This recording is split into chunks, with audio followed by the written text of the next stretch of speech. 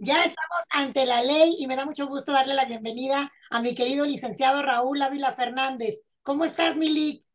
Hola, mi querida Blanquita, muy bien, muchas gracias. Con un gusto de volver a estar nuevamente aquí en este podcast que está siendo verdaderamente un éxito, con muy buena aceptación y comentarios. Así que te agradezco mucho.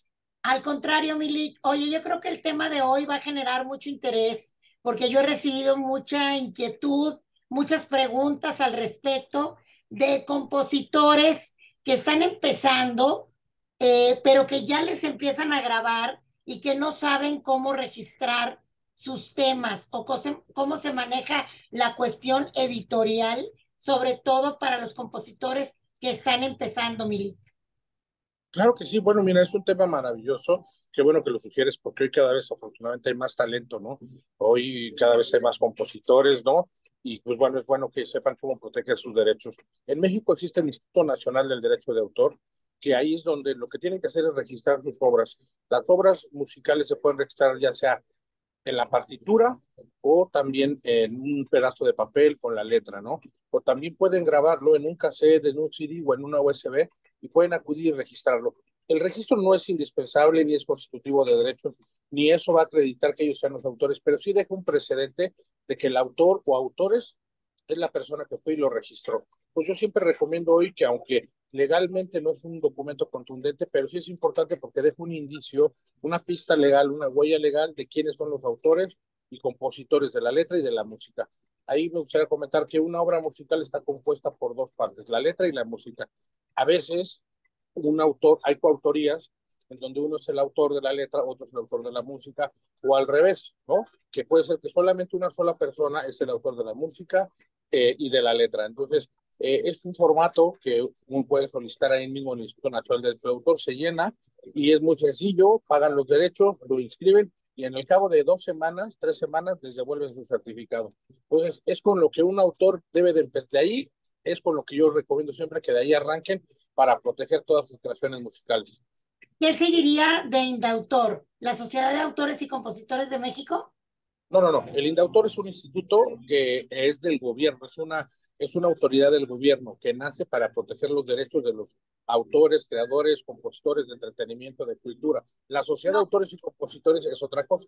perdón. El Indautor, donde hay que registrar primero, ahí se registran también libros, o sea, cualquier cosa que cree alguien, ¿no? Exacto, esculturas, obras fotográficas, obras audiovisuales, películas comerciales, ¿no? También se registran ahí los nombres de artistas, solistas y también de grupos. O sea, este instituto se encarga de administrar y certificar quiénes son los autores o titulares de los derechos patrimoniales de las obras que son de creación humana, ¿no?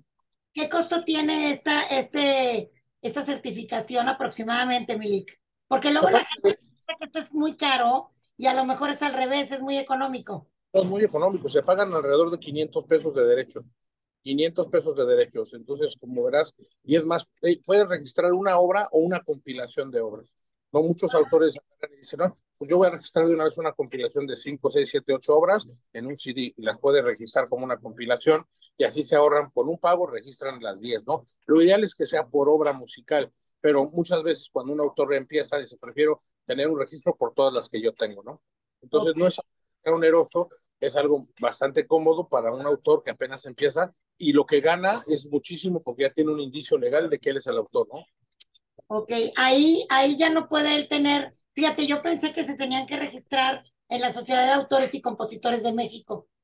Bueno, fíjate que también existe un registro, en la Sociedad de Autores y Compositores de México existe un registro. Ellos también te ofrecen el servicio a los autores una vez que se afilian a tener un registro, ¿no? Ese registro pues también sirve como un indicio quién es el titular, ¿no? ¿Quién es el titular de la obra? Entonces, también existe un registro, pero el que tiene reconocimiento oficial es el del indautor. Ok, o sea, paso número uno, ir a Indautor a registrar letra y música o una compilación de 5 temas o de 10 temas o de los temas que cada quien tenga. Y Exacto. posteriormente, si se quiere, también registraron la sociedad de autores. La sociedad de autores funge también como una editora, ¿verdad?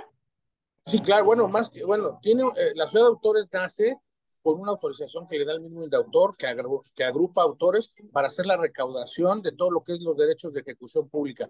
La regalía de ejecución pública es cuando una obra musical es transmitida en empresas radiofónicas o de sistemas de cable privado o televisivas. Ahí se genera la ejecución pública, igualmente cuando se interpretan o se ejecutan ante un público en vivo, ¿no? O Claro. en un teatro, o se reproduce a través de un medio que lo puedas tú escuchar. Entonces, ahí se genera una regalía de ejecución pública, pero ellos también te ofrecen el servicio de ser editora. Dicen, oye, yo también tengo una editora si tú me cedes los derechos, me das una licencia temporalmente, yo puedo representarte para poder recaudar cualquier tipo de regalías a nivel mundial, ¿no? Entonces, Ok. la sociedad de autores tiene esas dos facetas, ¿no? De editora, pero también como un ente que recauda regalías de ejecución pública. Por supuesto, el licenciado Raúl Ávila Fernández y su bufete es especialista justamente en estos temas editoriales y de registro. Entonces, aquí está apareciendo en pantalla el teléfono de su oficina por si tienen más preguntas o dudas que no hayamos dejado claro en esta breve plática. Pero además, Lick, le propongo que el siguiente podcast sigamos hablando porque de aquí se desprenden muchos temas, ¿no? Ahorita estamos hablando cuál es el paso número uno, pero hay muchos compositores que quieren tener su propia editora y que no saben cómo hacerlo, o compositores que nunca han registrado canciones, que nunca les han grabado y de repente les graba un artista importante y no saben cómo protegerse. Este tema da para mucho más, ¿cierto, Milik? Ah, no, claro, ¿no? Y bueno, es un tema no nada más nacional, sino también internacional, porque una vez que los temas empiezan a tener ya aceptación y empiezan a ser difundidos, una recomendación es que se grabe en la oficina del copyright en Estados Unidos también, ¿no? Y obviamente, pues luego hay editoras que son nacionales, hay editoras internacionales que los pueden representar para que el tema de una editora es que ceden temporalmente los derechos con la finalidad de que la editora, con todo el tema comercial que tiene en la infraestructura, puedan ofrecer esos temas a artistas de primer nivel para que sean grabados. Las editoras se vuelven como unas promotoras, una compañía que promueve los temas, porque a la medida que sean grabados esos temas y sean exitosos, gana el editor y gana el autor. Muchas veces los autores no tienen acceso a personas que ya tienen un reconocimiento en el público, que son ya artistas, intérpretes profesionales, y las editoras les ayudan a promover sus temas con esos artistas e intérpretes para que sea difundida su obra musical, la grave y así gane dinero el autor y gane dinero la editora. Entonces, es un tema muy amplio, luego hablaremos de las participaciones especiales, las coautorías nacionales e internacionales.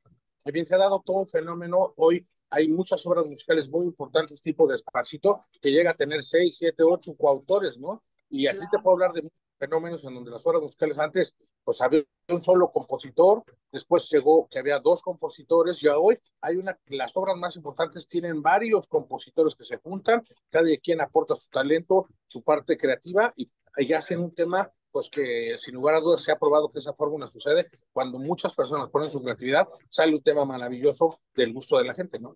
Oye, Milik, volviendo, retomando nuestro tema de hoy, el compositor que va a registrar por primera vez va de autor, registra su obra, sea una o sean varias, y tú sugieres, es conveniente que también lo registre en Estados Unidos o dependiendo de si se graba, si no se graba.